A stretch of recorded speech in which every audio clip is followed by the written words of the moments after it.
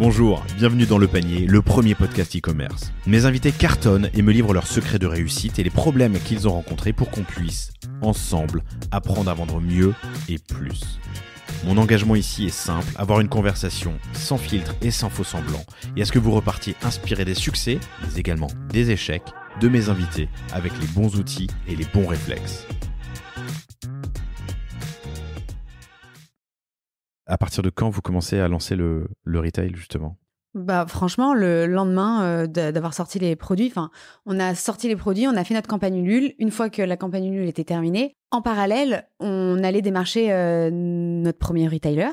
Et comme les Petits Prodiges, c'est une marque de cosmétiques naturelle, éco-responsable, mais surtout plaisir, on a voulu aller chercher les jolies boutiques. Et donc, notre premier revendeur, c'était Le Bon Marché, a suivi Galeries Lafayette, Printemps.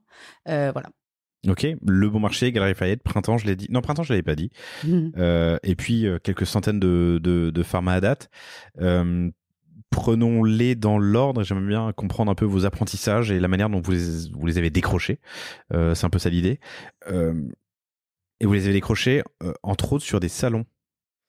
Pas que, mais c'est vrai qu'au tout début, on a fait quelques salons où on a décroché pas mal de contrats avec plutôt des concept stores. Okay. Mais pour ce qui est donc du Bon Marché, Printemps, Galeries Lafayette, c'était vraiment, on avait eu les contacts des acheteuses et nous, c'était important d'être dans ces grands magasins qui sont des vitrines prestigieuses en se disant, justement, notre objectif avec les Petits Prodiges, c'est de montrer qu'on peut faire des cosmétiques naturels, éco-responsables, mais aussi plaisir et pas forcément vendus en vrac, qui sentent pas bon.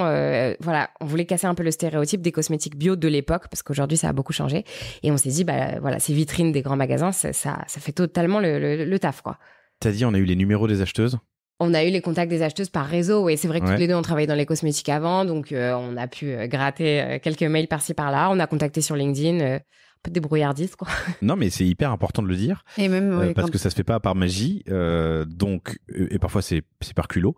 Donc, vous avez contacté des acheteurs ou acheteuses de ces grands magasins. On a eu rendez-vous avec Le Bon Marché en premier. Et là, elle nous a dit, allez, on y va. On va travailler ensemble. Ok. Vous étiez recommandé ? Non, pas du tout. On était super étonnés d'avoir le rendez-vous et qu'elle nous accepte avec juste un produit, le Beau Magique. On était, avant d'aller au rendez-vous, on était hyper stressés et ça s'est super bien passé. Elle a adoré le produit, elle a adoré le concept. Elle a dit go, mais ça s'est vraiment passé très vite. Donc on était là, waouh. Donc on était trop contente. Alors pourquoi, comment, à votre avis ? C'était une marque qui changeait. Alors Le Bon Marché, Galeries Lafayette et d'ailleurs Monoprix aussi. Mais ils cherchent aussi toujours les nouvelles marques, un peu tendance, qui vont revisiter des choses et puis qui croient qu'ils vont devenir plus gros. Donc ils aiment bien être dénicheurs de tendance, quoi. Ouais. Ok. Les nouveaux concepts. Autre chose ? Parce que notre produit est génial. D'accord. Okay. Non, il faudrait lui demander, mais c'est vrai que... Très bien. Non, mais c'est vrai que je suis étonné. Surtout qu'on est encore aujourd'hui au Bon Marché. Donc, oui, c'était pas un test. Et on connaît plein de marques qui sont arrivées au Bon Marché et en sont reparties. Voilà. Enfin, on leur a demandé de repartir. Vous y êtes encore au Bon Marché et vous êtes dans plusieurs centaines de points de vente. 300 Monoprix, tu m'as dit tout à l'heure ? Ouais. Exactement. Tous les Monoprix. Ouais, tous les Monoprix de France, okay. Monop Beauty, toutes les enseignes du groupe. Oui, en fait, tu demandais donc pourquoi. Au début, on a commencé par ces vitrines et ensuite, quand on a lancé le déodorant en 2019, on s'est dit c'est super les grands magasins, mais pour l'image et prouver qu'on peut être naturel et certes plaisir, mais en termes de volume et de cible, c'est pas forcément là que tu vas aller acheter ton déodorant. Généralement, en tant que conso, ton déodorant, tu vas l'acheter plutôt soit quand tu fais tes courses, soit en pharmacie. La pharmacie, à l'époque, on était encore que toutes les deux avec Camille. C'est 22 000 pharmacies d'indépendants quand même en France. C'est très compliqué. Même aujourd'hui, on en reparlera, mais on s'y attelle. C'est galère, même 5 ans après. Donc, à l'époque, c'était pas possible. Et donc, on a eu un rendez-vous avec Monoprix. Et là, on s'est dit, Monoprix, c'est génial parce que c'est là où tu achètes ton déodorant. C'est de la GMS, mais CSP+, quand même, premium, ça casse pas l'image de marque, ça casse pas les prix. Donc, c'était une opportunité de dingue en un contact de déverser 300 points de vente, quoi. Et ça, c'était quand ? 2019. Donc, ça fait 4 ans. Ouais. 5, pardon, je suis bête, on est en y 2024. Est, et que ça marche bien et qu'on y reste. Et voilà. Quels apprentissages ?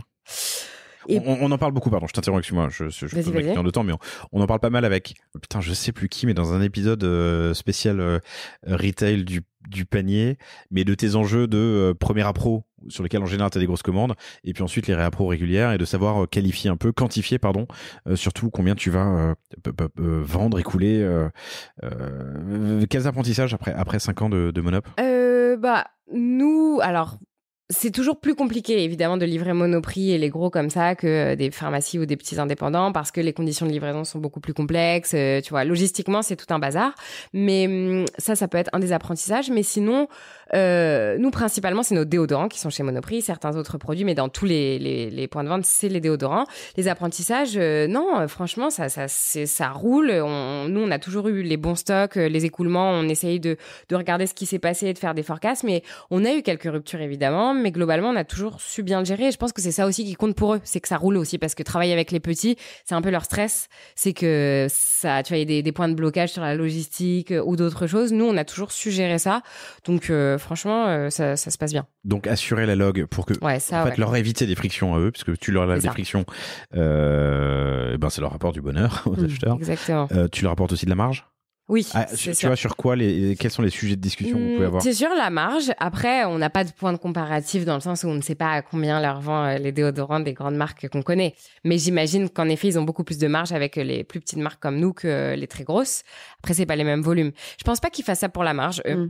Ils font ça plutôt pour l'image et montrer que, ils savent dénicher et soutenir des marques engagées, made in France, transparentes, qui partagent les valeurs de Monoprix. Mais ils font pas ça pour la marge dans le sens où, ok, la marge en valeur de chaque produit est peut-être supérieure, mais ramené au volume que font les autres, on est encore petit. C'est ça.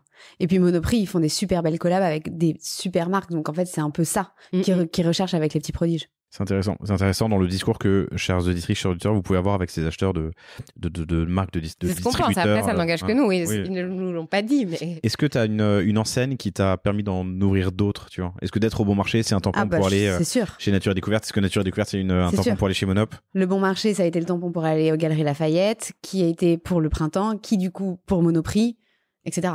Non, c'est sûr. C'est pour ça que c'est hyper important au début de bien sélectionner le premier retailer chez qui tu vas aller. Faut faire attention. En fait, nous, ça a toujours été hyper important pour nous. Et aujourd'hui, on sait qu'on a eu raison d'être omnicanal. Comme tu disais, on a commencé par le site et après, on s'est mis dans certains points de vente, mais qui se cannibalisent pas, tu vois. Tu peux pas être... L'acheteur de Monoprix, c'est pas forcément l'acheteur du bon marché. Exactement. Et ouais, mais c'est important parce que sinon tu t'y perds un peu en logique et eux ça leur plaît pas non plus. Il faut faire un peu attention à ton réseau de distribution. Mais là où ça a été super important, c'est que tu vois, nous on s'est lancé avant le Covid, donc tu avais le site et les revendeurs. Pendant le Covid, tous les revendeurs fermés, donc heureusement qu'on avait le site internet et là les chiffres ont explosé. Et après c'est revenu, là les coûts d'acquisition ont explosé. À l'inverse, c'était le retail. Donc d'être omnicanal, c'est aussi assez important, quoi.